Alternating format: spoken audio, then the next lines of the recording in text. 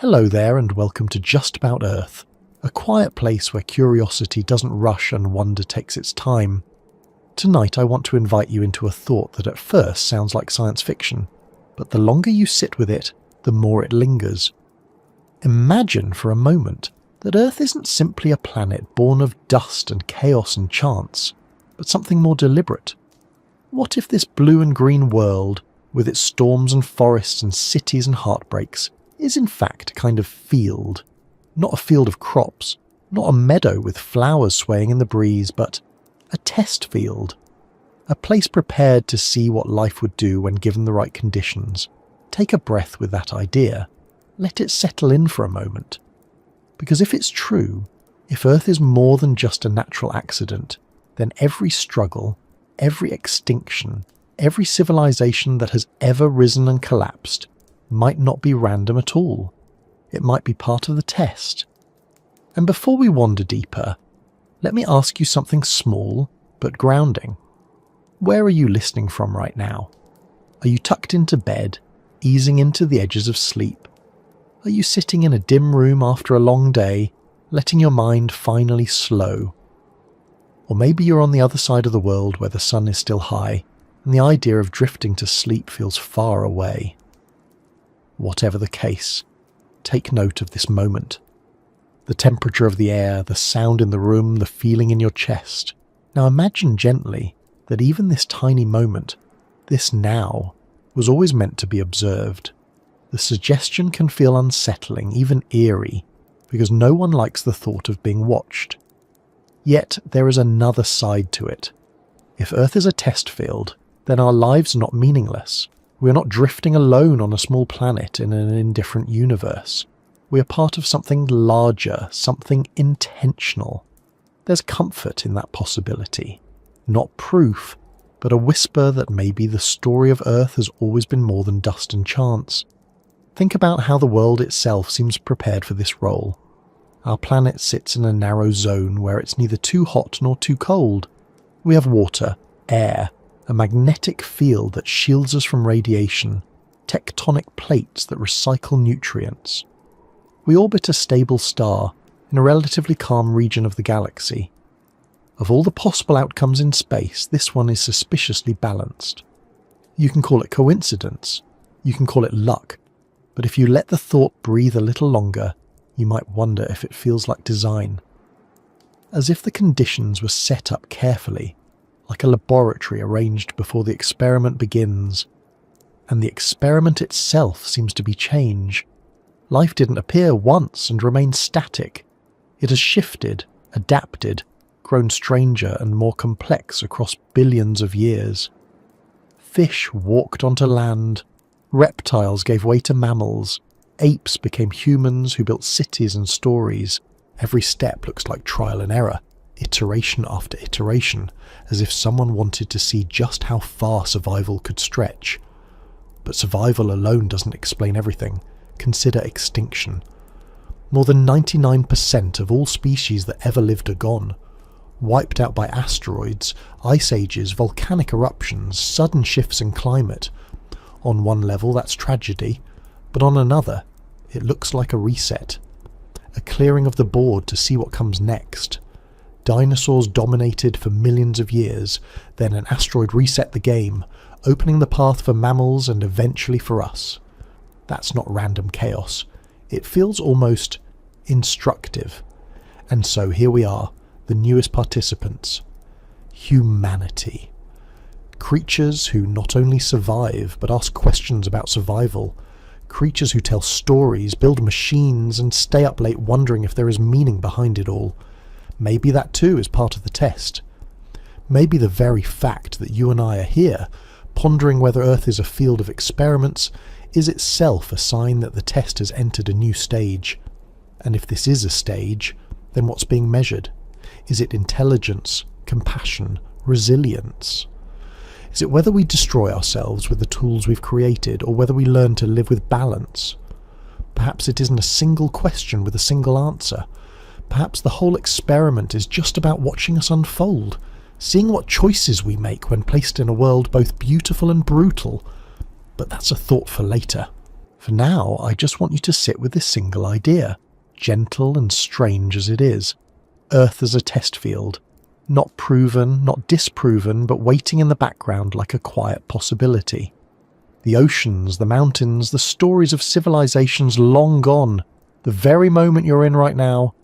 What if all of it was never random? What if it was always meant to be? Alright, let's ease into this next thought without rushing it. The idea that Earth might be a test field is already unusual, but the moment you let it in, even just as a possibility, everything else starts to shift. Because if we're being tested, then nothing is truly ordinary anymore. Every moment, every choice, every rise and collapse of history takes on another layer of meaning. It isn't just about survival in the raw biological sense. It's about being observed, evaluated, perhaps even guided, though in ways we don't always recognise. Pause for a second and look at the small details of human life.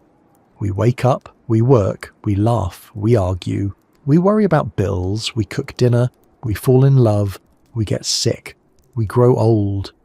These things feel personal, private, random.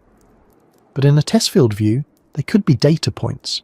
How do creatures respond to routine, to scarcity, to joy, to loss? How do we adapt not just biologically, but emotionally and socially?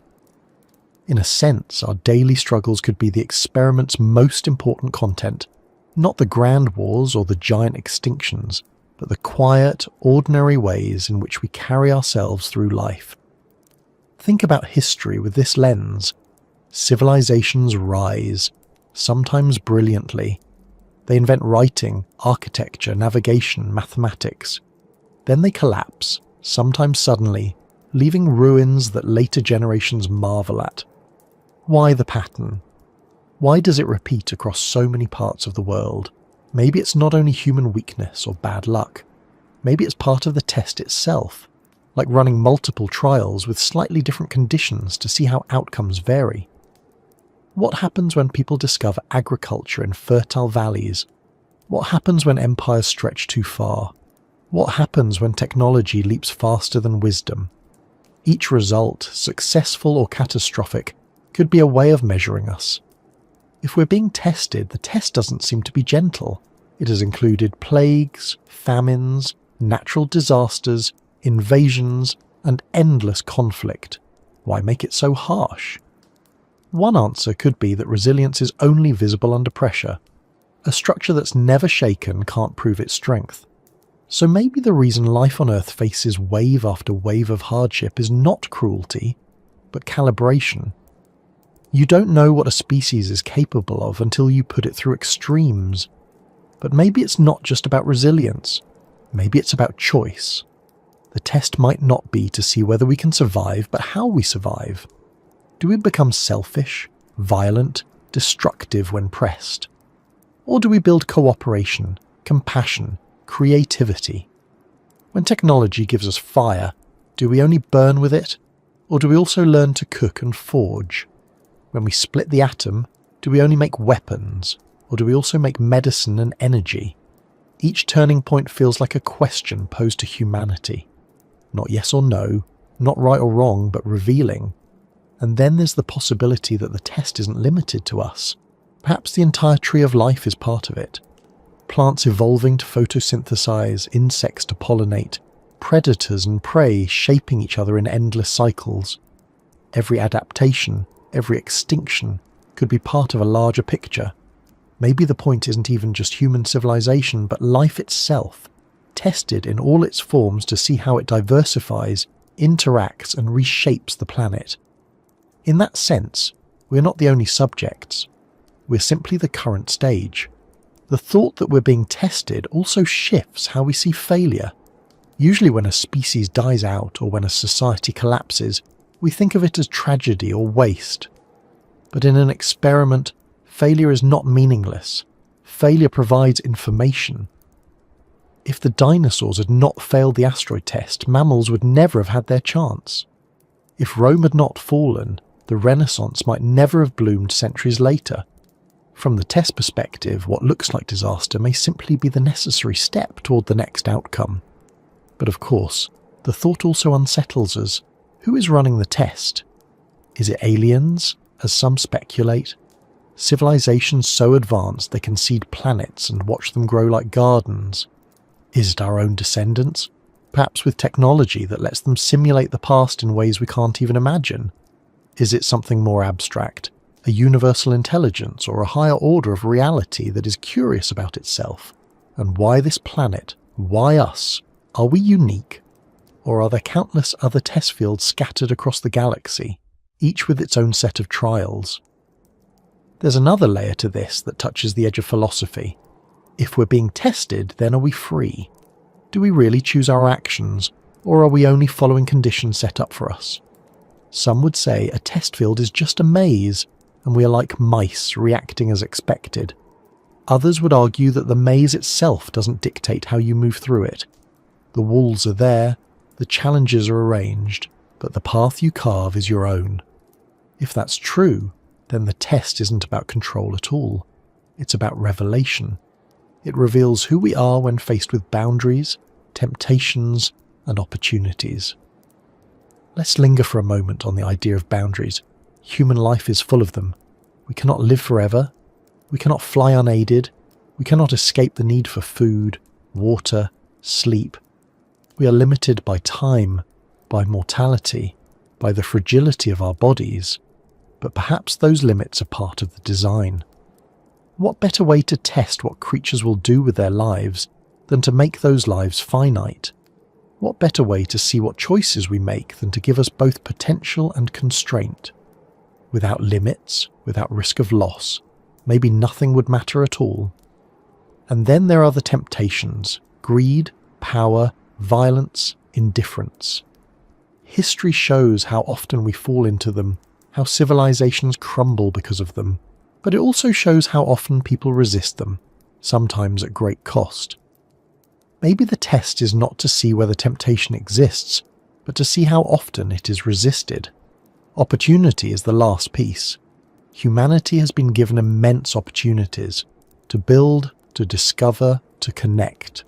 The printing press, the internet, vaccines, electricity, space travel, each one could be seen as another stage of the test. What do you do with this gift? Does it bring more division or more unity?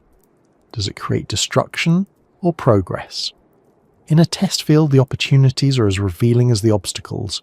So here we are, sitting with a thought that changes everything. Earth, not random, but prepared. Life, not accidental, but observed. History, not chaotic, but patterned. It doesn't make the suffering lighter or the uncertainty easier, but it frames them differently. Maybe the experiment is not cruel. Maybe it's curious. Maybe the universe isn't indifferent. Maybe it's invested. Maybe all of us, from the earliest bacteria to the latest city, are part of something waiting to see what will become. There comes a point, once the idea has slipped into your mind that Earth might be more than a random accident, when questions start bubbling up on their own. They don't wait politely in line. They arrive all at once. The kind of questions you can't help but ask because they touch something deep inside. If this is a test field, then who set it up? Why here? Why us? What are we supposed to be proving? The first question is almost unavoidable. Who is watching? If the universe is full of galaxies, stars and planets, then perhaps we're not alone. Maybe there are civilizations unimaginably older and wiser than ours, with technology so advanced it makes ours look like children playing with sticks. Could they have chosen this small world, carefully placed it in just the right orbit, seeded it with the ingredients of life, and stepped back to watch it unfold? We've already tried to imagine them in our stories. Aliens in silver ships, beings of light, mysterious visitors who slip in and out of myth. But what if they don't need ships at all? What if they are so far ahead that their experiments look to us like nature itself? Then another question follows. What if it isn't aliens, but us? What if the test field is a project of humanity's own descendants, running simulations of the past to learn how their ancestors lived and failed? We already build computer models of climate, disease and economics. Scale that up across centuries, and maybe one day they will model entire worlds, entire histories. In that scenario, our lives could be part of a vast simulation designed not for cruelty, but for curiosity. Future humans watching past humans to understand themselves better. And if that's the case, then what we call reality might simply be the most detailed research experiment ever conceived. But then the harder question slips in. Why would anyone bother? If Earth is a test field, what's the purpose? Is it to measure resilience, to see how life adapts to endless challenges? Is it to test morality, to see how often we choose kindness over cruelty? Is it to measure intelligence, to see how far we can push ourselves in understanding the universe? Or is it something we can't even imagine, a purpose hidden beyond our comprehension, the way a laboratory mouse cannot grasp the logic of the scientist studying it? And if there is a purpose, another question presses forward. What does success look like? If Earth is a test, what does it mean to pass? Is survival itself enough? Is building technology enough? Is compassion the key, or cooperation, or something more subtle? Maybe the test is not pass or fail at all, but an ongoing measurement, a way to gather data on how life behaves when given freedom, intelligence, and pressure. Maybe there isn't a final score, only patterns, results, and insights that matter to whoever is running the test. As these questions unfold, another one lingers in the background. Do we even have free will in this scenario? If we're being tested, are our actions truly our own, or are we only reacting to conditions set up around us? If an asteroid wipes out dinosaurs, did mammals choose to rise, or were they simply filling space left behind? If humanity develops nuclear weapons, are we choosing danger, or are we pushed by the inevitable trajectory of technology? Are we free explorers, or are we data points following a script? But perhaps the most haunting question of all is this. If Earth is a test field, who is it for? Is it for the watchers to gather information? Is it for us to shape us into something greater? Or is it for the universe itself, a way of asking its own questions through the medium of life? And once you begin asking these, you can't really stop. They echo in the quiet moments, like the ticking of a clock you can't ignore. What if every war, every invention, every act of cruelty or kindness is not just history, but experiment? What if even now, in this very moment, the question being asked is how we respond to the thought that we might be tested? Do we panic? Do we resist? Do we find meaning? The questions don't come with answers, at least not yet. But maybe that's the point. Maybe in a test field, asking the questions is part of the process. Because what kind of experiment would it be if the subjects never even wondered what was happening? Maybe curiosity itself is one of the things being measured. Imagine standing back from the Earth for a moment, not just physically but in thought, as if you could see it not only as a home but as a kind of experiment in progress. When you pull your perspective out that far, the planet begins to look less like a random accident and more like a carefully set stage. A laboratory, if you will, though not the sterile kind with white walls and microscopes, but a vast living one where every forest, ocean, desert and city becomes part of the test. Consider first the strange perfection of our situation. The Earth orbits in what astronomers call the Goldilocks zone, that thin band of distance from the sun where it's not too hot and not too cold, where liquid water can exist. Our planet has a protective magnetic field that shields us from radiation, an atmosphere balanced enough to trap heat but not suffocate us, and tectonic plates that recycle minerals and shape continents. Each of these features is rare, yet all of them align here in one place. You could call it chance, but you could also see it as preparation, as though the conditions were deliberately tuned to run an experiment on life itself. And life, once it appeared, didn't simply sit still. It multiplied, mutated, spread, and diversified into countless forms.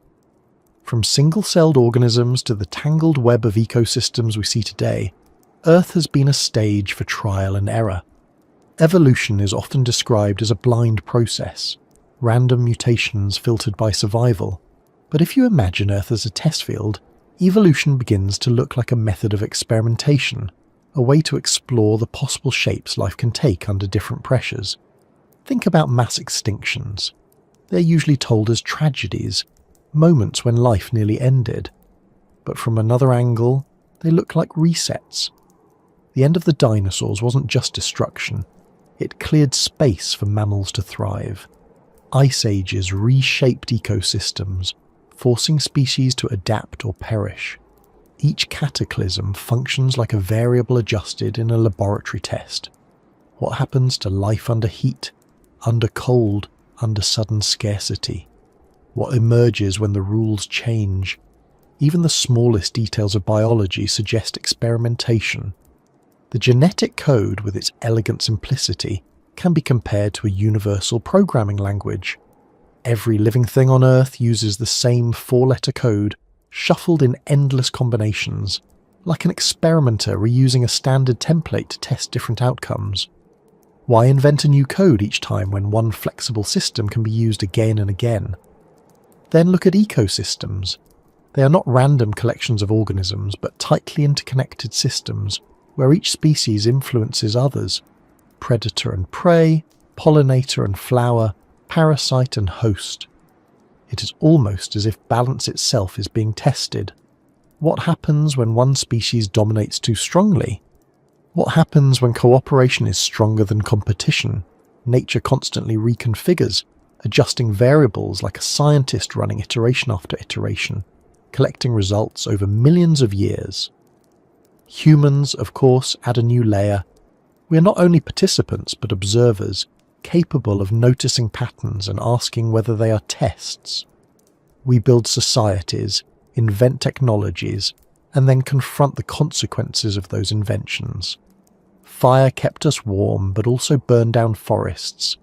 Agriculture fed millions but altered landscapes. Industry gave us power but also pollution. Each leap forward feels like a question. What will you do with this? Will you use it to flourish or to falter? And history shows both answers. Sometimes we collapse under the weight of our own creations. Sometimes we rise stronger, reshaping the world yet again. It's as if humanity itself is a running trial, exploring what happens when intelligence is added to the mix. How far will it go? How destructive? How creative? There are moments when the resemblance to a laboratory becomes uncanny.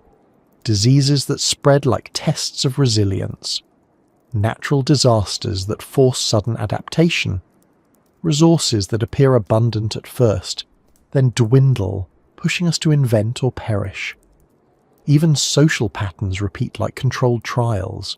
Cooperation, competition, inequality, innovation. They appear in every civilization, as though some unseen hand is running the same experiment with different variables to see whether the outcomes change. And if Earth is a laboratory, then the experiment doesn't look like it has a single endpoint. It is not simply about producing one perfect species or one stable society. It seems to be about observing the range of possibilities. Life has been tested under extremes of heat, cold, abundance, and scarcity. It has been tested through asteroids and ice ages, through cooperation and war. What seems random might actually be the richness of the experiment. It makes you wonder about our role. Are we the final stage, the ultimate test subjects, or simply one more iteration in a series that will continue long after us? Perhaps humanity is just another trial, like the dinosaurs were, to see what intelligence does under pressure. Or perhaps we are the beginning of a new phase, where the experiment shifts from simple survival to something deeper. Morality, cooperation, self-awareness. If you think about it, the laboratory metaphor also changes how we see failure. In a lab, failure isn't meaningless. Every failed attempt provides data, points the way toward new questions. Maybe the same is true for life on Earth. Extinctions, collapses, mistakes. They all feed into the larger experiment. Nothing is wasted. Everything is recorded even if we don't know by whom. And that's the part that lingers. Who is the observer? Is it advanced extraterrestrials, patient and methodical, running long-term trials on different planets? Is it future humans, studying their own past through simulations? Is it a higher intelligence setting conditions not out of indifference but out of curiosity or even hope? We can't answer that, not yet. But the pattern remains, the Earth itself carrying the marks of a world designed for endless testing. So when you look at the stars, or even just the ground beneath your feet, you might see more than scenery. You might see the floor of a laboratory, the surface of a test field.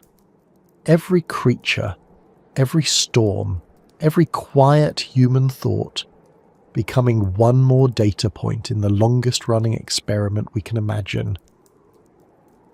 When people talk about extinction, the word usually arrives heavy. It carries with it the sense of loss, of something precious slipping into silence forever. But if we allow ourselves to place the thought of Earth as a test field over this history, extinction begins to look slightly different. It stops being just an ending and starts to resemble a kind of reset. Not random catastrophe, but a button pressed at key intervals, wiping the slate in order to see what comes next. Think of the dinosaurs. For more than 150 million years they dominated the planet. Vast, diverse, adaptable, they filled the Earth with every imaginable form, from armoured giants to feathered predators. By all accounts, they were successful. Then, around 65 million years ago, an asteroid struck.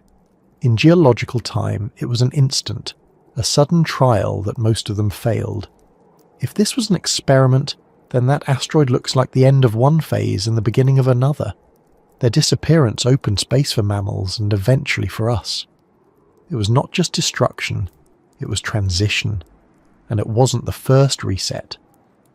Far earlier, about 250 million years ago, the Permian extinction wiped out 90% of all marine life and 70% of land species.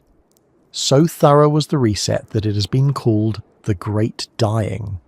For millions of years afterward, life seemed diminished, quiet, slow to recover, but eventually new forms emerged, stronger and more complex, filling the empty ecological spaces. The planet, once cleared, became fertile ground for experimentation again. Scientists catalogue at least 5 major mass extinctions, along with countless smaller ones. Each follows a pattern, a world rich with life suddenly disrupted by some massive event, an asteroid, volcanic eruptions, climate shifts. The majority of species vanish, and new ones rise in their place. If life were purely random, these events would be tragedies without meaning. But if Earth is a test field, they might be deliberate pauses, scheduled resets in an ongoing sequence. Not cruelty, but calibration. The test changes conditions, and observers wait to see how life adapts. Even the smaller extinctions carry the flavour of resets. Take the end of the Ice Age roughly 12,000 years ago. Megafauna, mammoths, saber-toothed cats, giant ground sloths, disappeared as the climate warmed and humans expanded. Their absence reshaped ecosystems and forced humanity to innovate, turning from hunting massive beasts to domesticating crops and animals. Civilization, in a sense, was born out of that reset. Without it, human society might never have taken the path it did. From this perspective, mass extinctions aren't simply accidents of nature. They are turning points. The test shifts the parameters, closes one chapter, and opens another. And always the question seems to be, what emerges now? Will the survivors find ways to adapt, to diversify, to create something new? It's unsettling to think that catastrophe might serve a purpose. No one wants to imagine disaster as intentional. Yet if this is a test field, then the harshness of extinction isn't cruelty, but method. A scientist does not weep when one trial ends. They record the data and begin again. Life, endlessly resilient, has responded each time with renewal. Perhaps that resilience is what is being measured. But there's another angle to consider. If resets are part of the design, then the experiment is not about perfection, but persistence. No species lasts forever, no empire stands eternally. The point is not to preserve, but to test under change. Extinction becomes the ultimate question. When the rules are rewritten, who can continue the game? And if that's true, then humanity's survival is not guaranteed. We face our own possible resets: climate change, nuclear war, pandemics, environmental collapse. We may think of them as avoidable disasters, but they might also be the next scheduled test. A challenge designed to measure whether we can respond with wisdom, cooperation, and adaptation, or whether we too will pass into history, leaving room for something else. Still, even in the darkest resets, life has never failed completely. Not once has the Earth been emptied. Something always survives. Bacteria in the deep sea, small mammals in burrows, seeds hidden in soil. Life has a way of enduring, of seizing even the tiniest foothold. If the test has a single consistent result, it is that persistence never disappears. And maybe that's the most important outcome of all. So when we look back at mass extinctions, we can see them not just as pages torn from the book of life, but as punctuation. Full stops followed by new sentences, each asking the same quiet question: what will you do now? Evolution is usually described as a natural process, slow, steady, shaped by chance. Tiny genetic changes arise, most fade away, some give an advantage, and those advantages spread. Survival of the fittest, as the phrase goes. But when you tilt your head and look at it through the lens of a test field, evolution begins to take on another character. It stops feeling like a blind accident and starts resembling trial after trial, error after error, a series of ongoing experiments in what life can become. Think about how it began. For hundreds of millions of years, Earth held nothing more than microbes, single-celled organisms drifting in seas, patient, repetitive, almost monotonous. Yet even here, the groundwork was being laid. Cells experimented with photosynthesis, with respiration, with cooperation. Some learned to clump together, forming colonies, as though life were trying out teamwork for the first time. Then, slowly, multicellular organisms appeared, like the test had moved to its next phase. What happens when life is no longer just one cell, but many, working together? The Cambrian explosion, about 540 million years ago, feels almost theatrical in this context. Suddenly, in a relatively short span of time, life diversified into countless body plans, shells, spines, eyes, limbs. It was as if someone had opened the door to the lab and said, "All right, let's see what happens when we allow every possibility at once." Many of those early designs vanished quickly, but some endured and became the templates for almost every major group of animals alive today. Trial, error, survival. And notice the pattern that keeps returning. Experiments aren't always efficient. Countless species thrive for a while and then disappear. Dead ends, you could say. But in a test field, dead ends are valuable. They show what works only temporarily, what collapses under pressure, what fails to adapt. Success is visible in survival, but failure is data too. The dinosaurs succeeded brilliantly until they didn't. Trilobites covered the seas for millions of years before vanishing. Each story adds to the record of what life can and cannot do. Humans too are wrapped inside this puzzle. Our evolutionary path is filled with experiments. Different hominin species appeared: Australopithecus, Homo habilis, Homo erectus, Neanderthals, Denisovans. Most disappeared. Only one line survived long enough to become us. Why? Maybe it was intelligence. Maybe it was cooperation. Maybe it was simply luck. But in a test field perspective, it was the outcome of many trials. Humanity was not inevitable. We were one of many experiments, one of many possibilities. And even within our own story, trial and error continues. Cultures rise, experiment with ways of living, collapse and vanish. Languages form, spread, disappear. Religions, governments, economies, each is an experiment in survival and adaptation, tested under changing conditions. Some endure, others fall, and the test continues. But the puzzle deepens when you notice how evolution seems to push toward complexity. Single cells became multicellular organisms. Simple nervous systems became brains. Basic communication became language. Not every path leads upward, but the overall trend suggests direction toward intelligence, toward self-awareness, toward creatures capable of asking whether they are being tested. Coincidence, maybe. Or maybe it's the underlying goal of the experiment, to see whether life can evolve not just to survive, but to reflect on survival. There's also the way cooperation emerges alongside competition. Evolution is often painted as a ruthless struggle, but survival often depends on partnership. Mitochondria, the powerhouses of our cells, were once separate organisms, absorbed long ago in a symbiotic relationship. Pollinators and plants, coral and algae, predators and scavengers, life experiments not only with competition but with collaboration. In a test field, that looks like another variable. When does cooperation work better than rivalry? And then there's extinction again, woven into the puzzle. Each mass wipeout seems cruel until you see how it clears space for new trials. When dominant species fall, new possibilities open. After the dinosaurs, mammals. After the Permian extinction, reptiles and amphibians. Resets, followed by experiments, followed by survival. So what is the puzzle pointing to? Is it leading to some final result? Or is the ongoing process the point itself? Maybe the experiment doesn't aim for one perfect species, but for diversity.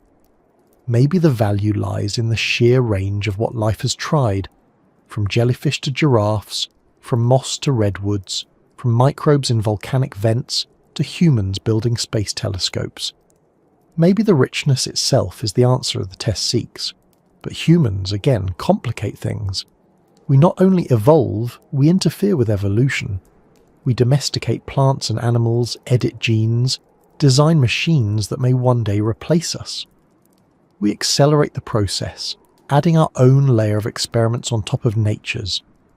Perhaps this is another phase of the test. What happens when the subjects learn to run experiments of their own? And maybe that's the most puzzling piece of all. Evolution gave us curiosity, and curiosity makes us ask questions like this one. We look at our own history, we see trial, error, and survival, and we wonder if someone else is watching too. Maybe curiosity is the latest adaptation being tested. Will it lead us to wisdom, or will it lead us to ruin? The answer isn't clear yet, but the puzzle remains, unfolding with every generation.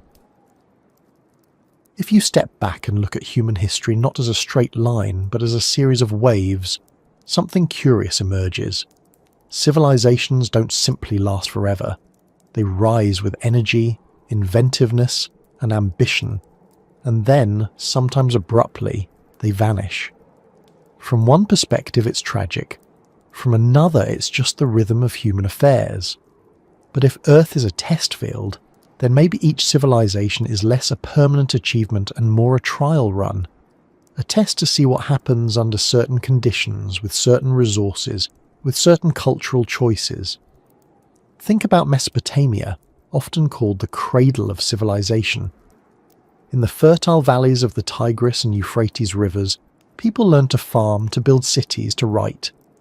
Here we see the first experiments with organized government, laws and trade networks stretching across vast distances. It flourished, and then it faltered. Salinized soil, invasions, political instability. Was it failure, or was it the end of one trial? The results recorded before the next run began. Egypt rose on the banks of the Nile with astonishing stability. For thousands of years, dynasties ruled, monuments rose, and knowledge accumulated. Yet even Egypt declined. Droughts weakened agriculture, outside powers invaded, internal corruption spread. The trial of centralized stability gave way to collapse. Then look east to the Indus Valley. where cities like Mohenjo-daro thrived with advanced sanitation, planned streets, and standardized weights. Yet for reasons still debated, perhaps climate shifts, perhaps changing rivers, the civilization vanished. No dramatic conquest, just a quiet ending. Another test concluded, another data point added. The same story plays out across the world. The Maya built soaring temples and tracked the heavens with remarkable precision. Then their cities were abandoned, perhaps due to drought, resource depletion, or internal conflict. The Roman Empire stretched across continents, binding diverse peoples with roads, laws, and military might, only to crumble under the weight of overexpansion, corruption, and pressure from outside tribes. Each case looks like a pattern: rise, flourish, decline, test, record, reset. From this angle, it isn't failure that defines civilizations, but impermanence. None of them were meant to last forever. Perhaps permanence isn't the goal. Maybe the experiment is about observing what happens at each stage, how people govern, how they distribute resources, how they handle power, how they respond to scarcity and abundance. And the variety is striking. Some civilizations emphasize rigid hierarchy, others relative equality. Some value conquest, others stability. Some collapse quickly, others linger for centuries. The outcomes differ, but the pattern of rise and fall repeats. It is as though the test is running the same scenario with different variables. What happens when you give people fertile land but little metal? What happens when you give them seafaring skills but scattered islands? What happens when you give them iron or gunpowder or printing presses? And notice what remains after each collapse. Not nothing, but fragments, knowledge, influence that shapes the next trial. Mesopotamian writing influenced later scripts. Roman engineering shaped Europe for centuries. Mayan mathematics still echoes in modern calendars. The experiment doesn't erase everything. It leaves traces as though the results are cumulative, building towards something greater. Today, when we look at our global civilization, interconnected, technologically advanced yet fragile, it's tempting to think we are the final stage. But history suggests otherwise. We might simply be the latest test run, larger in scale, more complex in tools, but still subject to the same rise and fall. The conditions may have changed, but the pattern remains. So the question becomes, is the test looking for one civilization that endures, or is the process itself the point? Are the repeated rises and collapses the desired outcome, showing what happens under endless variations? Or is there a final exam waiting, one that asks whether humanity can at last break the cycle and build something that doesn't vanish? And if we are in that exam now, then our choices matter more than we realise. Climate change, nuclear weapons, global inequality, pandemics. These might be the conditions of our trial, designed to reveal whether we can learn from the test runs of the past. Will we collapse like those before us, or will we adapt, cooperate, and continue? Civilizations, then, are not just stories of power and decline. They are experiments. Each one rises, each one vanishes, each one leaves results behind. And when seen as part of a test field, their impermanence becomes less of a tragedy and more of a method. The experiment continues, the data accumulates, and the observers, whoever they may be, wait to see what humanity does next. When we look at nature, we usually treat its rules as neutral. Physics, chemistry, biology. They're the framework, the given conditions in which everything happens. But if Earth is a test field, then those very rules take on a new kind of meaning. They stop being simple background and start looking like parameters, carefully set by someone who wanted to see what would emerge. Think about gravity. It pulls objects together, gives weight to our steps, keeps the atmosphere clinging to the planet. Change it slightly, and nothing would be the same. Too weak, and air and water drift away into space. too strong, and organisms might never grow large, flight might be impossible, even metabolism could be restricted. It feels less like coincidence and more like calibration, a dial turned to just the right setting. Then there's water, the strangest liquid in the universe. It expands when it freezes, unlike most substances, which is why ice floats. Without that odd quirk, oceans and lakes would freeze from the bottom up, trapping life beneath layers of ice until nothing remained. Instead, ice floats, insulating the liquid below, preserving ecosystems during winters. Survival continues because one simple rule was bent in just the right way: accident or design, or take DNM, the code of life. 4 bases, repeating endlessly in different patterns. It's efficient, flexible, stable, and yet capable of mutation. Why 4 bases? Why not 2 or 6? Enough to allow complexity, not so many that the code becomes unstable. If Earth is a test field, DNA might be the universal programming language chosen for its balance between order and variability. The same strangeness appears in ecosystems. Predator and prey are locked in balance. Too many predators, and prey vanish, collapsing the system. Too few and prey overpopulate, destroying food sources. Ecosystems stabilize around invisible tipping points, as though designed to maintain tension without snapping completely. It's like a rule written into the test. Allow fluctuation, but prevent absolute collapse, at least most of the time. And notice how nature insists on limits. Every organism has needs it cannot escape. Energy must come from somewhere. Waste must be dealt with. Death is inevitable. These constraints keep the system moving, prevent stagnation. You could imagine a universe where organisms were immortal, never hungry, never vulnerable. But what would such a test measure? By writing mortality into the rules, the experiment guarantees change, struggle, and adaptation. Even beauty, strangely enough, fits the pattern. Flowers evolve bright colours to attract pollinators. Birds sing elaborate songs to attract mates. Peacocks grow feathers that seem almost impractical. Beauty might be useful, but it also feels unnecessary, extravagant. In a test field, it could be a variable.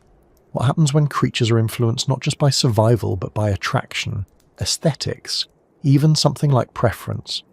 Then there's the rule of balance between cooperation and competition. Nature doesn't favour one completely. Wolves hunt together, bees work as colonies, humans build societies. Yet at the same time, individuals compete for resources, mates, and territory. Too much competition and everything collapses.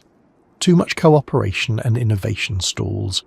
It's as if the test requires both, weaving them together to see what results emerge. Sometimes the rules even look deliberately paradoxical. Viruses, for example, are on the edge of life, not fully alive, not fully dead.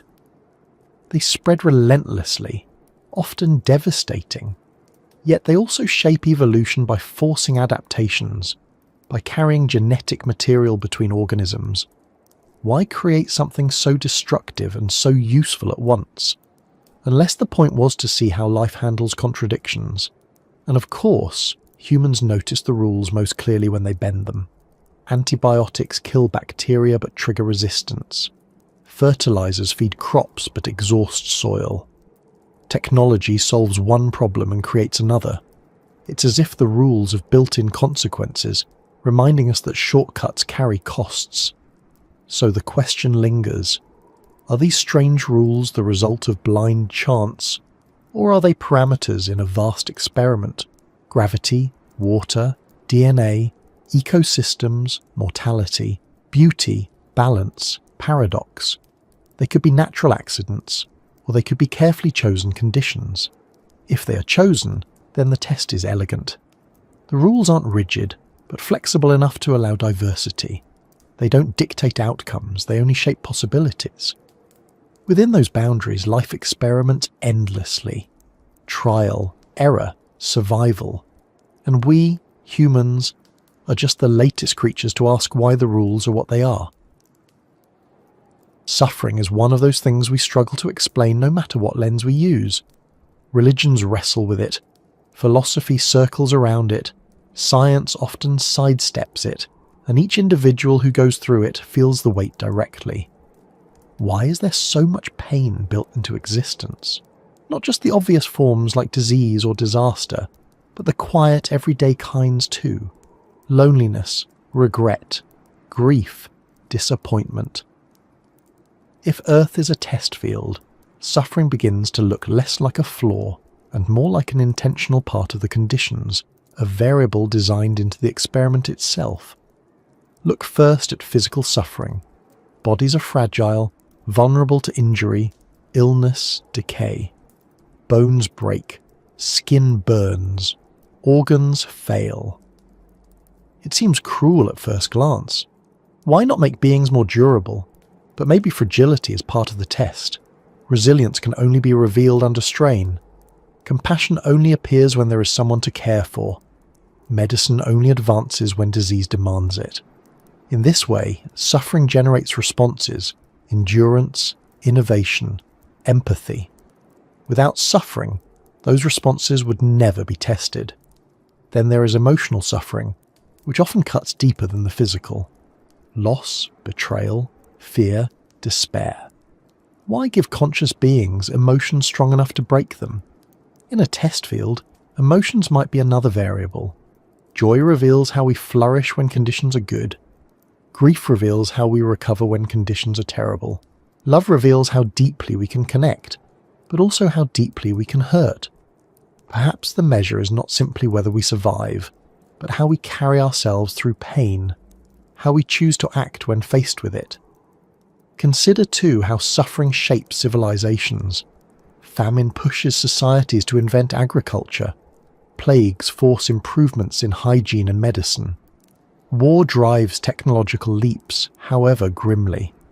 Natural disasters teach us to cooperate, to build stronger, to respect the power of the world around us. Entire chapters of human progress are written in response to suffering.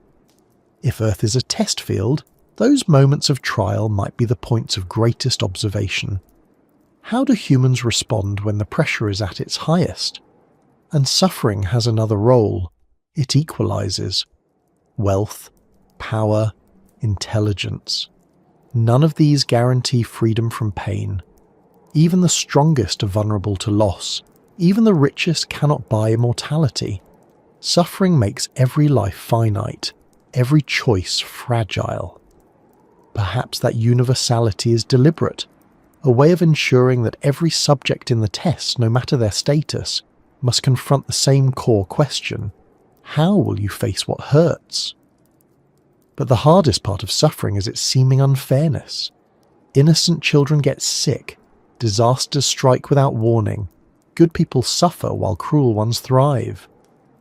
If this is a test field, then fairness may not be the point. Tests aren't always fair in the moment. They're designed to reveal something about the subjects. Randomness might itself be the variable. What happens when good and bad are not distributed evenly?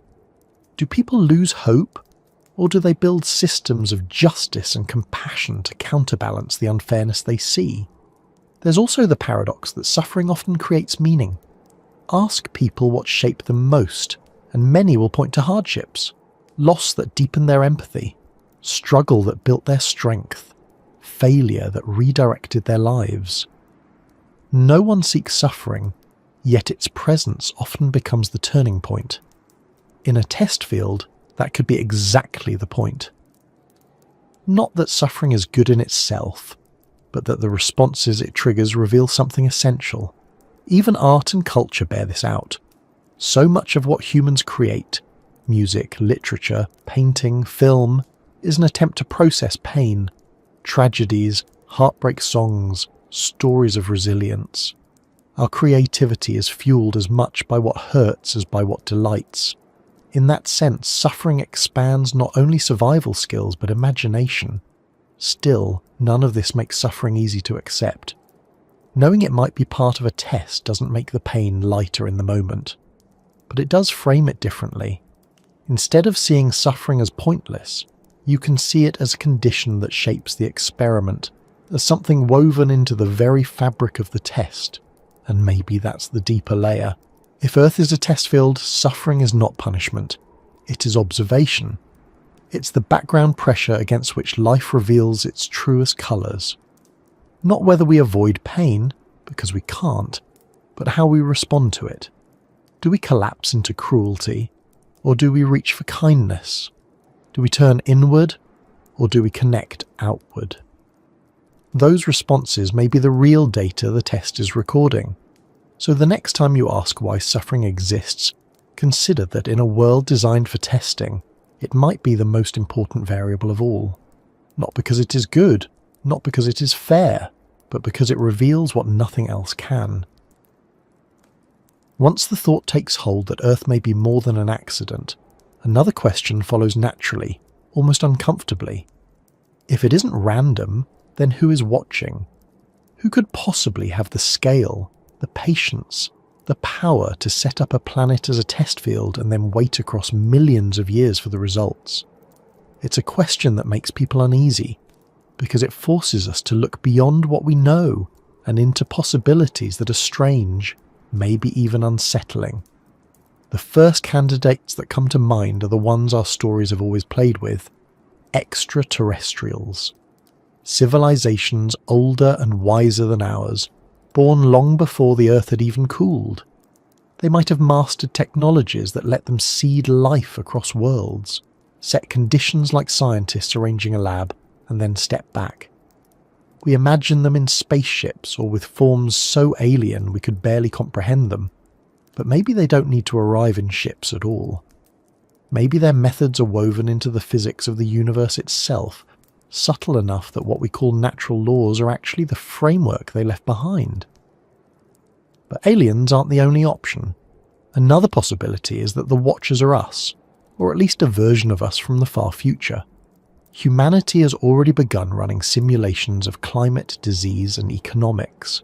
Scale that forward by 1,000 years, and it's not impossible to imagine our descendants running simulations of entire planets, entire histories. Maybe they wanted to see what choices their ancestors might make under certain conditions. Maybe they wanted to understand how civilizations rise and fall, or how intelligence responds to crisis. In that case, we're part of a project. Not out of malice, but out of curiosity. Like a child running a model train set, only on a scale beyond our comprehension. Then there is the possibility of something higher, something that doesn't fit into our categories of alien or human. Call it intelligence, consciousness, God, or something else entirely. Maybe it isn't a being in the way we think of beings, but a kind of mind woven into reality itself. In that case, the Watchers are not separate from the universe. They are the universe, testing itself through life. Each option carries its own implications. If aliens are watching, then we are part of someone else's research, valuable only for the data we provide. If future humans are watching, then we are echoes, test subjects in a vast simulation designed for learning, maybe even entertainment. If a higher intelligence is watching, then perhaps the test has moral or spiritual meaning, not just scientific curiosity. And of course, there's the unsettling thought that maybe no one is watching at all, and the experiment is automated. Imagine a test set in motion long ago, designed to run without intervention, gathering results endlessly without a direct observer. The Watchers might not be here anymore, or maybe they never needed to be. Still, the question won't go away.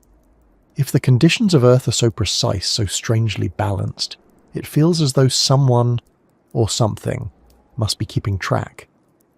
The sheer scale of time, the way resets come at intervals, the way evolution seems to push toward intelligence, all of it hints at design. But if someone is watching, why the silence? Why no messages, no signs, no clear evidence? Perhaps because the point of a test is not to interfere. Scientists don't guide their subjects towards success. They observe what happens naturally.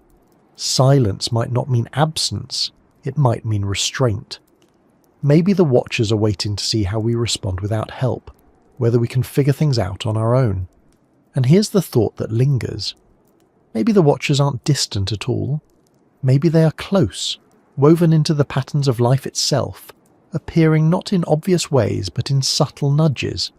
A mutation here, a coincidence there, a strange alignment of events that push us towards certain outcomes. Who could be watching? Aliens, future humans, higher intelligence, automated systems, or something else beyond imagination? The truth is, we don't know. But if Earth is a test field, then someone, or something, is out there, curious enough to set the stage and patient enough to wait for the story to unfold. When most people hear the phrase advanced extraterrestrials, their minds leap to the familiar images pop culture has given us. Tall beings with enormous dark eyes, glowing ships hovering silently over cities, green skin, silver suits, strange voices. But if we step away from the clichés for a moment and take the idea seriously, if Earth really is a test field, and if someone is running it, then advanced extraterrestrials are one of the most straightforward candidates. Consider the timescale. Our own civilization has gone from fire to smartphones in a few tens of thousands of years, barely a blink in cosmic time. Imagine a species with a head start of millions of years, even billions. What would their technology look like? What would their intentions be? If we can already edit genes, simulate weather, and build artificial intelligence, what could they do with 1 million more years of progress? Perhaps seeding life across planets is routine for them, like planting gardens. They might carry the raw ingredients, amino acids, microbes, DNA like templates, and scatter them through star systems. Earth, in this view, wasn't random, but chosen. Its conditions were right, so they placed the seeds, arranged the soil, set the experiment running. And if they are watching, they would not need to hover in ships. Interference would spoil the test. Instead, they might use tools so subtle we mistake them for natural processes. Asteroids that redirect the course of evolution, climate fluctuations that push species to adapt, bursts of mutation that accelerate change. All of these could be nudges, adjustments by an intelligence far beyond us. Even the silence might make sense. We expect aliens to announce themselves with messages, signals, visits. But if Earth is a test field, the last thing they would do is reveal the experiment. Silence isn't absence. Silence is control. Scientists don't speak to their test subjects, they watch. Think too about scale. Advanced extraterrestrials might not care only about us. They could be running thousands of test fields across the galaxy, each one a planet with its own conditions, some with high gravity, some with 2 suns, some with different chemistry. Each one another trial, another piece of data. Earth may feel unique to us, but to them it might be one of many. And what would they be testing? Perhaps resilience, how life adapts under pressure. Perhaps morality, how intelligence balances selfishness with cooperation. Perhaps creativity, how far a species can push against its own limits. Or maybe it isn't about any single trait. Maybe the test is simply to watch life unfold, to see the sheer variety of what is possible when the right conditions are set. Of course, there's a darker angle. What if advanced extraterrestrials aren't benevolent gardeners, but indifferent scientists? To them, our lives might not matter individually. We are data points, not children. Extinction might be no more significant than the end of a lab trial. Comforting or terrifying, depending on how you see it. But another possibility is more hopeful. What if they are not indifferent at all? What if they are invested, hoping to see us succeed? Maybe the test isn't about collecting data, but about preparation. Maybe we're being shaped for eventual contact, tested to see whether we can handle the truth of other civilizations. Maybe the silence is not rejection, but patience, waiting until we are ready. And here we sit, telling stories about them, building films and books filled with their imagined forms. Perhaps that too is part of the test. our curiosity about life beyond Earth might be one of the very qualities they are watching.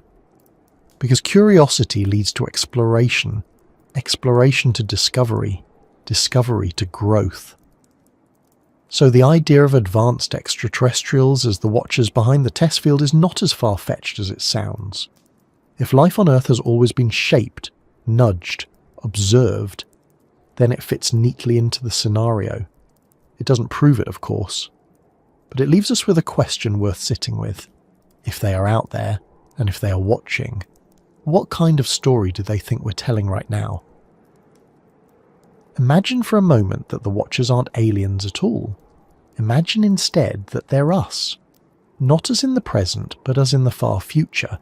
Humanity, 1,000 years from now, maybe 10,000, maybe even 1,000,000. What would we look like by then? What would we know?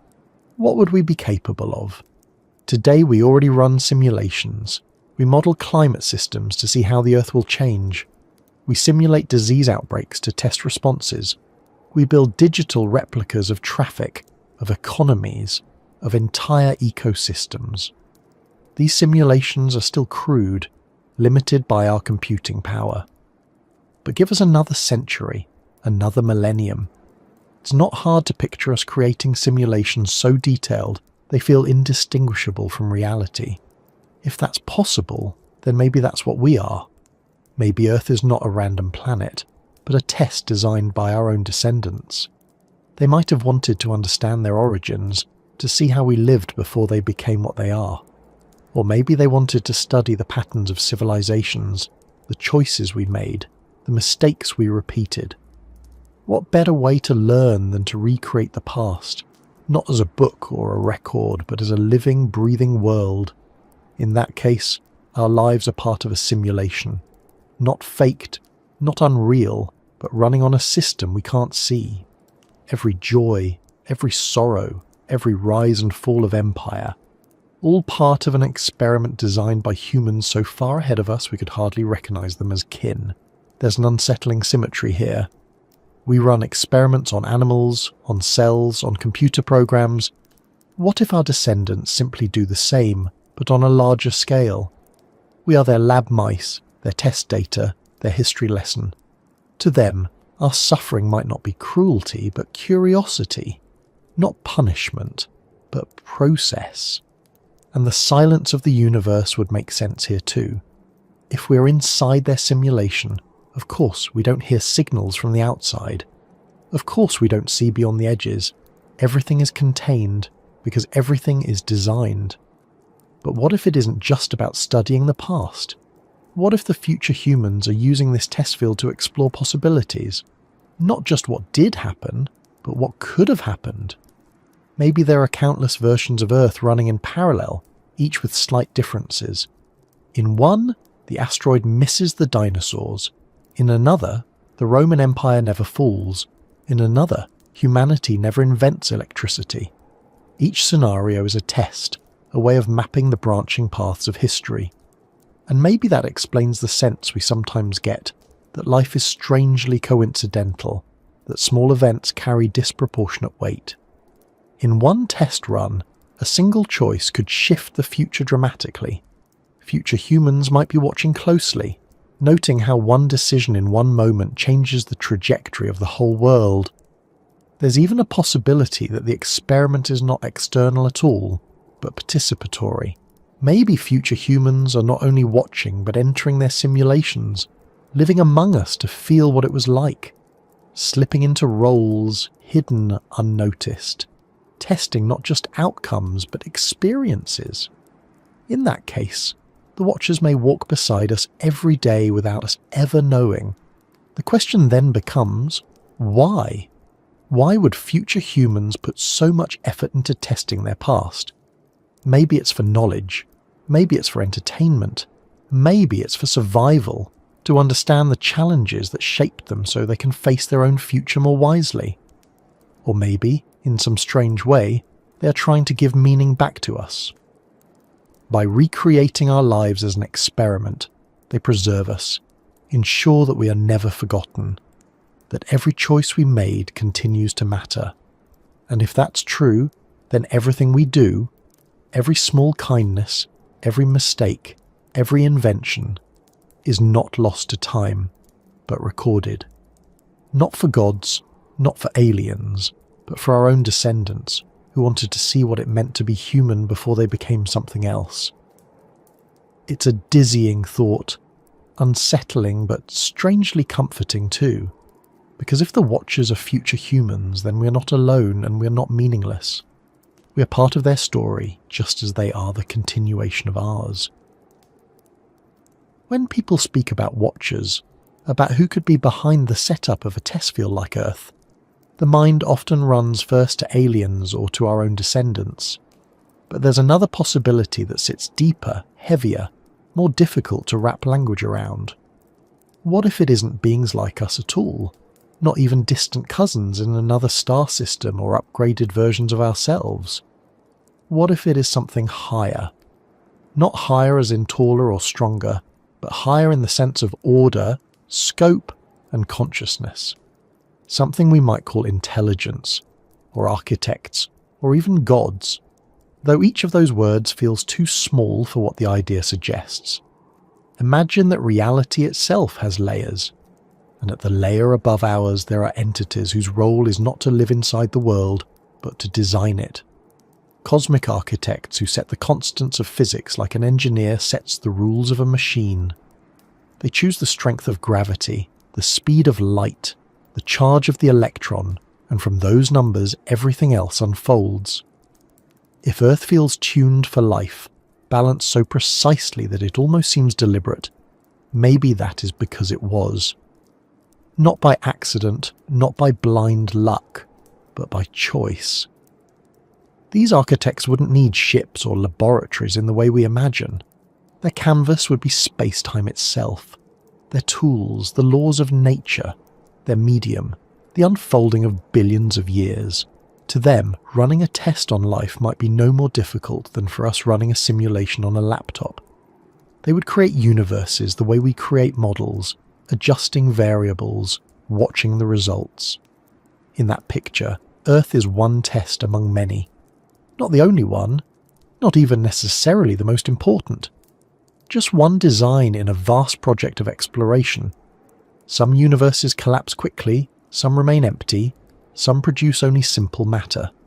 Ours happens to be one where complexity thrives, where life blooms, where intelligence rises to ask who made the rules.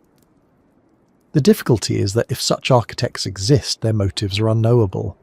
We design experiments for many reasons: to learn, to prove, to create, sometimes even just out of curiosity. Maybe they do the same. Perhaps they wonder what forms consciousness can take, what moral choices arise, what civilizations build and destroy. Maybe the test isn't for us at all, but for them. A way of studying possibilities. Or perhaps there is purpose beyond curiosity. Maybe the architects are shaping us, not just observing. Maybe they are guiding life slowly, subtly, towards something. Morality, cooperation, awareness. Maybe every reset, every extinction, every collapse has been part of that guidance. Not punishment, not accident, but design, nudging us toward lessons we don't yet understand. And here the question grows heavier. Are these higher intelligences benevolent? Do they care whether we succeed, whether we suffer, whether we survive? Or are they detached, watching with interest but without compassion? To a scientist studying bacteria, the fate of individual cells is irrelevant. But to the bacteria, every moment is life or death. The gap between us and them might be as wide as the gap between bacteria and us. Still, some part of us hopes they do care. Maybe that hope is itself part of the test. To see whether creatures in a difficult world will invent meaning, will reach for connection beyond what they can see. Maybe the very act of imagining higher intelligence is one of the things they want to observe. The idea of cosmic architects also explains the silence of the universe in another way. Perhaps we'll never hear from aliens because the intelligence that matters is not inside the universe with us. It is outside, beyond, holding the frame itself. No signal would come because no signal is needed. The rules themselves are the message. So what do we call them? Gods, programmers, designers.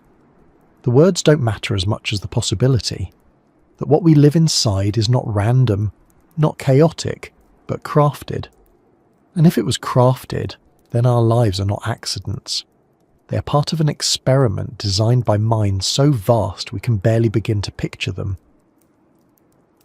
If we let ourselves sit with the possibility that Earth is a test field, then another thought rises almost immediately. If this is a test, then what are the criteria? What are we being measured against? What matters to whoever set this experiment in motion? One obvious candidate is survival. Life is fragile, constantly under threat from disease, disaster and scarcity. Yet again and again, species find ways to adapt. Dinosaurs vanish, mammals rise, ice ages come, humanity invents clothing, fire and shelter. Plagues strike, medicine advances. Survival might be the baseline score, the most fundamental metric. Can life persist under pressure? Can it recover from resets? Can it continue? But survival alone feels too simple. If endurance was the only measure, cockroaches would be the highest scoring species on the planet.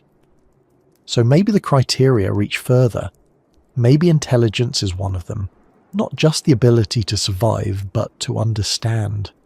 Humans asking questions, building tools, peering into the universe with telescopes. Maybe this is exactly the kind of response the test is meant to reveal. Then again, intelligence without morality can be dangerous. We invent fire and burn forests. We split the atom and build weapons. Perhaps the watchers aren't only interested in whether we can think, but in how we choose to use our thinking. Maybe compassion, cooperation, restraint are part of the scorecard. How do intelligent beings handle power? Do they dominate or do they care? Another possible criterion could be creativity. Nature already experiments endlessly, but humans add something new. Art, music, stories. We take survival and weave meaning into it. We imagine gods, aliens, architects, tests. If this is a test field, maybe imagination itself is a sign of progress. Maybe the ability to see beyond what is directly in front of us is part of what's being measured. And then there's resilience, not just physical, but emotional. How do we respond when things fall apart? Do we turn on each other, or do we rebuild? Do we sink into despair, or do we create hope out of nothing? Resilience may be less about what happens to us, and more about what we do afterward. There's also the possibility that morality itself is the key. Maybe the hidden criteria are not about technology or endurance at all, but about choices. Will we create justice in a world that isn't fair? Will we share when it's easier to hoard? Will we help the vulnerable when we gain nothing from it? Maybe the test is moral in nature, not scientific. But what if the criteria aren't even consistent? Maybe different civilizations, different species, different times are tested for different things. One trial might emphasize endurance, another cooperation, another creativity. The data would be in the variety, not in one standard score. And of course, there's the possibility that we're not meant to know the criteria at all. In most experiments, the subjects don't know what's being measured. That would distort the results. Maybe our confusion, our endless guessing about meaning is part of the test. Maybe the way we respond to uncertainty itself is what matters. If that's true, then the hidden criteria are less about outcomes and more about process. Not whether we survive forever, but how we live while we do. Not whether we discover absolute truth, but whether we search for it. Not whether we eliminate suffering, but how we treat each other in the face of it. And here's the haunting possibility. Maybe the criteria aren't hidden from us at all. Maybe we've always known. Survival, intelligence, compassion, creativity, resilience, morality. These are the values we celebrate in our stories, the qualities we admire in heroes, the ideals we pass down in culture. Maybe the test field doesn't need to hide the criteria because we've been carrying them inside us all along. If Earth is a test field, then the question of free will becomes impossible to ignore. Because a test implies structure, parameters, conditions set in advance. It implies that someone, somewhere, arranged the maze before we ever stepped into it. And if that's the case, then how much of what we do is really our own choice? Are we explorers carving paths, or just subjects following corridors already laid down? Look at the world around you. Gravity pulls you down whether you want it to or not. You need food, water, air, sleep. You can't live without them. Your body will age, your cells will wear down, you will die. Those aren't choices, they're conditions. And yet within them, an enormous range of possibilities unfolds. You can choose what to eat, when to sleep, how to spend your days, what to create, who to love. Limits on one side, freedom on the other. If this is a laboratory, then maybe that's the point. The walls are fixed, but the paths inside are open. A mouse in a maze doesn't choose the maze, but it does choose how to move within it. And those movements, those choices, are exactly what the observer wants to see. Not because there's a single right answer, but because the way choices are made reveals what kind of creature is being tested. That might explain why life feels both constrained and open at once. The rules of physics don't bend for us. The conditions of nature don't shift at our will. Yet within them, humans create music, build cities, invent philosophies, wage wars, fall in love. Free will may not be absolute freedom, but freedom within boundaries. And perhaps that's what the test is about. Not whether we can escape the laboratory, but how we live inside it. Do we cooperate or compete? Do we destroy or nurture? Do we accept limits or try to push them? Each choice becomes a kind of data point. Still, the question of whether our choices are real nags at us. Neuroscience shows that many decisions are made in the brain milliseconds before we are even aware of them. Psychology shows how much of our behaviour is shaped by conditioning, by environment, by unconscious bias. History shows how individuals are swept up in forces far larger than themselves. Economies, climates, empires. Are we really free, or are we reacting to conditions too big to escape? But maybe that's another layer of the test. Freedom doesn't have to be infinite to be meaningful. The fact that conditions shape us doesn't erase the significance of how we respond within them. A tree grows according to soil and sunlight, yet each tree takes a unique shape. Perhaps human lives are like that, constrained but still expressive. And if the test is meant to measure moral or creative qualities, then total freedom wouldn't even make sense. What would generosity mean if there were no scarcity? What would courage mean if there were no danger? What would love mean if we could never lose? The limits and the pain may be the very things that make choice matter. Of course, there's a darker angle. If the laboratory is too controlled, then free will might be an illusion altogether. Maybe every rise and fall of civilization, every extinction, every invention was inevitable, predetermined by the setup. In that case, we're not subjects making choices, but actors following a script, convinced of our freedom only because the script demands it. Yet even then, something in us resists that thought. We feel free. We argue, decide, regret, hope. Even if the experiment is scripted, the experience of choice is real to us. And perhaps that too is part of the test. To see how creatures behave when given the sense of freedom, whether or not it is absolute. So free will in a laboratory world might not be about whether we can break the rules, but about what we do within them. The walls are there, the conditions fixed. But inside the maze, inside the test field, there are countless ways to move. And every one of those movements, every one of those choices, says something about who we are. If Earth is a test field, then what exactly are we inside it? Are we subjects in an experiment, like lab animals whose behaviours are tracked? Are we students meant to learn lessons from the conditions set before us? Or are we nothing more than data points, anonymous entries in some vast record, Are individual lives meaningless except as statistics? Start with the most unsettling option: subjects. In this view, we are like mice in a maze, reacting to stimuli, running into dead ends, finding bits of reward. The observer set the environment and simply wait to see what happens. Maybe that's why life feels full of random trials: disease, famine, disaster, joy, success, failure. We're given conditions and watched as we adapt. Our suffering wouldn't matter to the watchers any more than the distress of a lab rat matters to a scientist. What matters is the result. Do we adapt? Do we persist? Do we fail? But there's another possibility, gentler. Maybe we are students. Maybe the test field isn't about extracting data, but about teaching lessons. In that case, hardship isn't just observation, it's instruction. Every disaster teaches resilience. Every collapse teaches humility. Every moment of compassion teaches connection. The resets, the extinctions, the rises and falls of civilizations, these aren't just outcomes to record, they are lessons to be absorbed. If that's true, then the point is not just to watch us, but to shape us, to see if we grow wiser, kinder, more aware. And then there's the cold, almost mechanical option: data points. In this scenario, our individual lives mean nothing at all. One person's joy, another's grief, entire civilizations, all reduced to numbers in some incomprehensibly vast data set.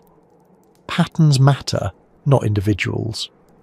Like weather stations feeding information into a model, we exist only to contribute to the overall record.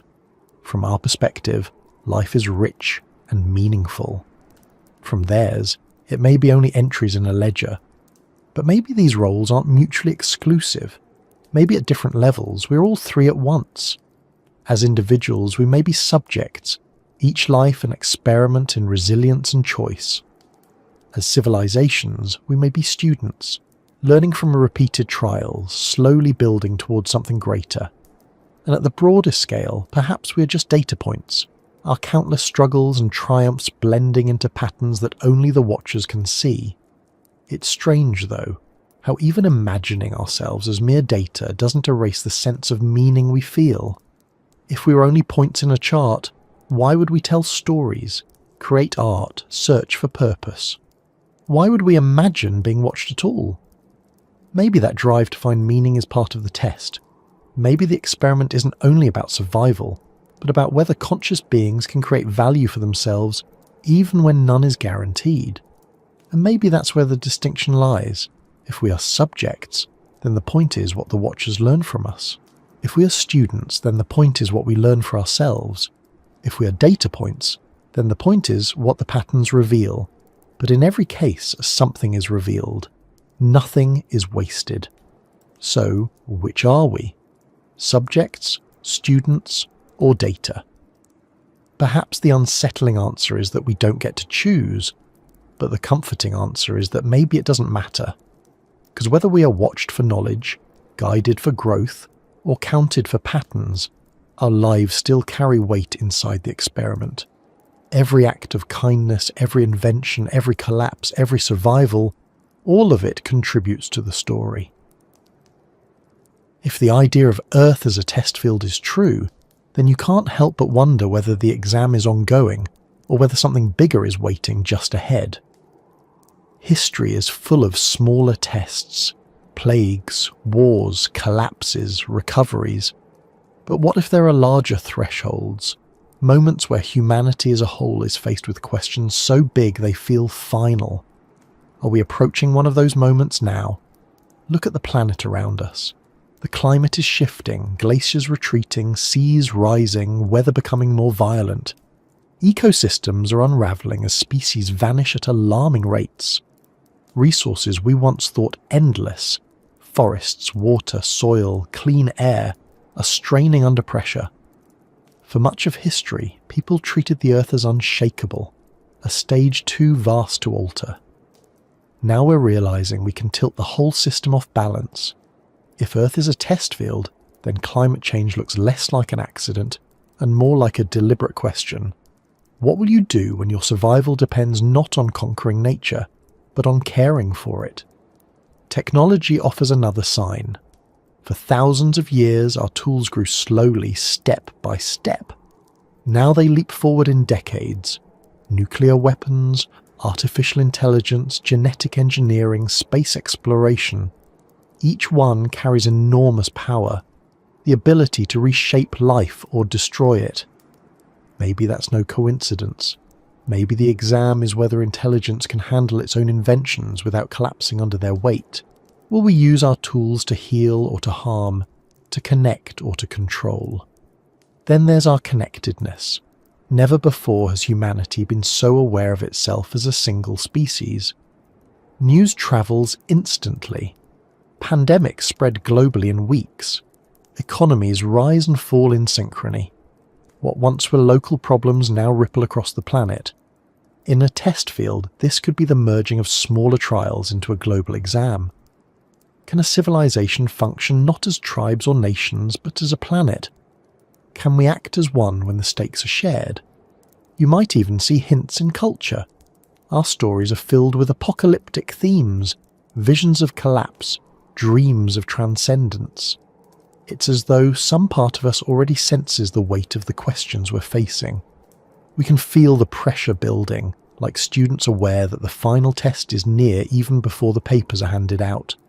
Signs of an approaching exam aren't only in crises, though. They're also in opportunities. Renewable energy, global communication, medical breakthroughs, space exploration. These are tools that could carry us through if we choose wisely. Maybe the exam isn't just about surviving dangers, but about recognizing possibilities. Will we rise to meet them or let them slip away? So are we approaching the next exam? It's hard not to feel like we are. The scale of our challenges is larger than ever, the interconnectedness tighter, the consequences sharper. If history has been a series of test runs, then our moment feels like the culmination, the big trial designed to see whether humanity has learned from the past or whether we will repeat the same mistakes on a planetary scale. And perhaps that's why the thought of a test field feels so haunting right now. Because whether or not anyone is watching, the conditions themselves are asking questions, and soon, maybe sooner than we think, our answers will be clear. When you step back and take in the whole idea of Earth as a test field, the biggest question lingers in the air like smoke. Why? If this really is a setup, if conditions were prepared, if resets and trials are part of some larger design, then what is the purpose of the test?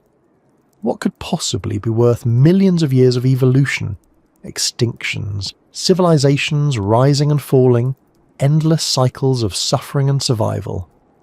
One possibility is simple curiosity. If an advanced intelligence, alien or otherwise, created this test, maybe they just wanted to see what would happen. Curiosity drives us to grow crystals in jars, to simulate weather patterns, to observe bacteria under microscopes. Maybe on a cosmic scale, life on Earth is just that. A curiosity project. Not cruel, not benevolent, just curiosity made vast. Another possibility is preparation. Maybe the test is designed to shape us into something ready for contact, or ready for responsibilities we can't imagine yet. If survival alone were the goal, the experiment could have ended with microbes or dinosaurs. But instead, intelligence arose, self-awareness, morality. Perhaps the watchers are waiting to see if we can rise beyond self-destruction, beyond tribal conflict, beyond short-sightedness. Maybe the test is whether we can grow into something capable of joining a large community of life. Then again, maybe the purpose is not about us at all. Maybe it's about data. Maybe we are one of countless experiments scattered across the galaxy, each testing different conditions. High-gravity planets, low-gravity planets, single-star systems, binary star systems. The point wouldn't be to shape us, but to understand what forms of life are possible. In that scenario, our role is not special. We are one entry among millions in a cosmic catalogue. But there's a more unsettling option too. What if the purpose is entertainment? We already watch reality shows, documentaries, wildlife footage, dramas where people face survival and conflict. Maybe to the watchers, our lives are stories, watched for interest, drama, even amusement. Our triumphs, our tragedies, our wars and loves and discoveries. Maybe they are the content, not the point. And yet it could be something even deeper. Maybe the purpose of the test is not to measure outcomes, but to reveal qualities. Not whether we survive, but how. Not whether we conquer, but whether we connect. Not whether we eliminate suffering, but whether we grow compassion in the midst of it. Perhaps the experiment is about watching values emerge from struggle. The hardest possibility to face is that the purpose may never be something we can understand. A lab rat cannot grasp the reasons behind a human's experiment. A bacterium cannot know why it is cultured. The gap between us and whoever runs the test might be that vast. We can speculate, but our language, our concepts, may simply be too small to grasp the real reason. But maybe that's okay. Maybe not knowing is part of it. If the purpose were obvious, if the test were clear, then the experiment would be spoiled. Uncertainty forces us to search, to create meaning, to wonder. Maybe the purpose isn't hidden. Maybe the purpose is to see what meaning we invent when it's not given to us. And in the end, whether the purpose is curiosity, preparation, data, entertainment, morality, or something beyond our reach, the fact remains. Life continues. The test goes on. And in our daily choices, in kindness and cruelty, in survival and collapse, in discovery and imagination, the purpose, whatever it is, slowly unfolds. If Earth is a test field, then the question that lingers most is what it would mean to pass. Tests usually have outcomes, marks, thresholds. They measure something, and at the end you know whether you've succeeded or failed. But what would that look like on the scale of a planet, of a species, of billions of years of life? What could possibly count as passing for us? One idea is survival. Maybe the simplest metric is whether we last. Countless species have risen and fallen, countless civilizations have come and gone, and we are the latest to stand at the edge of history.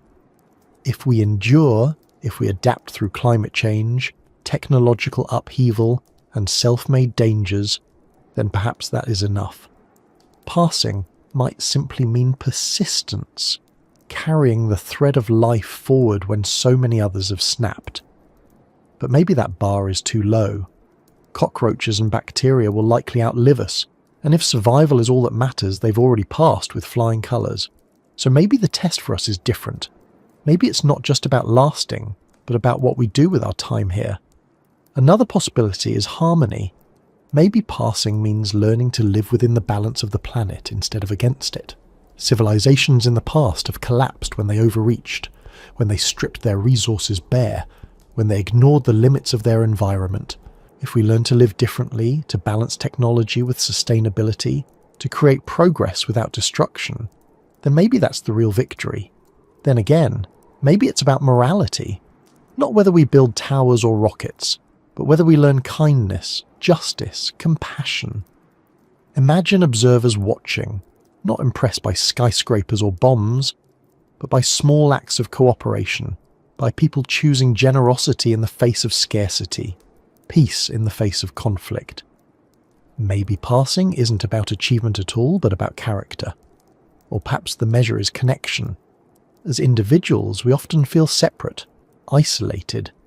But the truth is we are interdependent. With each other, with other species, with the planet itself. Maybe the exam is whether we can recognize that and act on it. Whether we can move from me to we, from self-interest to shared interest. If we can do that, then perhaps we've shown what the experiment was meant to reveal. There's also the possibility that passing means transcendence, moving beyond the conditions of the test altogether. Maybe the goal is to reach a level of intelligence or awareness where we step outside the laboratory, contact with whoever is watching, or entry into some larger community of civilizations, or even an evolution of consciousness beyond the physical. Perhaps the test is whether we can graduate from this classroom into something bigger. But we can't ignore the darker option. That maybe there is no passing, only data. Maybe every outcome, survival or extinction, cooperation or collapse is equally valid to the watchers. In that case, the question of passing is ours alone. Maybe the test doesn't grade us, we grade ourselves. And maybe that's the real point. Maybe passing doesn't mean pleasing the watchers at all, but creating meaning in the face of uncertainty. Building justice, seeking knowledge, loving each other, finding beauty, even if no one is keeping score. Perhaps what matters is not some external judgment, but the values we choose to live by while the experiment runs. So what does passing mean? Survival, harmony, morality, connection, transcendence, or simply choosing meaning for ourselves? We don't know.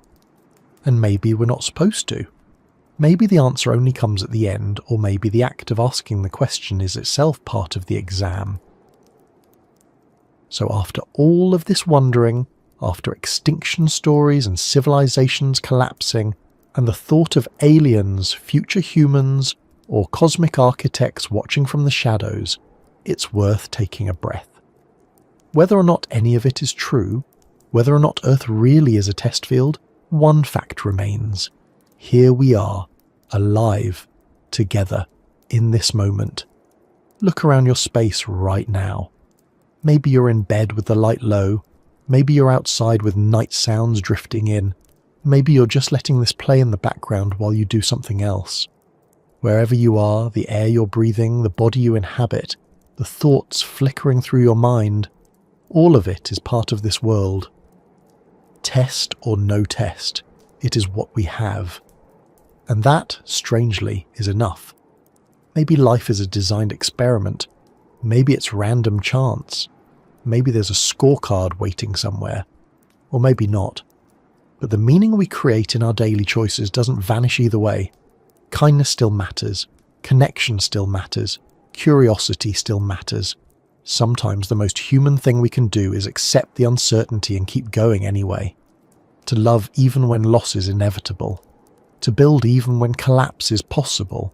To search for meaning even when answers are hidden.